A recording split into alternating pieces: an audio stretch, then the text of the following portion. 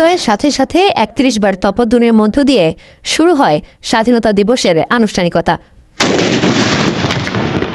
দিবসটি উপলক্ষে সাভারে জাতীয় স্মৃতিসৌধে বীর শহীদদের প্রতি ফুল দিয়ে শ্রদ্ধা নিবেদন করেন রাষ্ট্রপতি মোহাম্মদ শাহাবুদ্দিন ও প্রধানমন্ত্রী তারেক রহমান।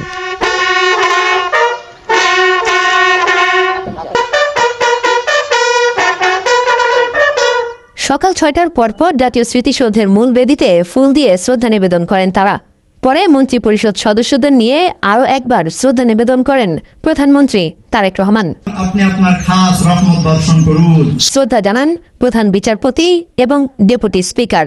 মুক্তিযুদ্ধের শহীদদের প্রতি শ্রদ্ধা জানান বিরোধী দলীয় নেতা জামাতের আমির ডাক্তার শফিকুর রহমান। শ্রদ্ধা নিবেদন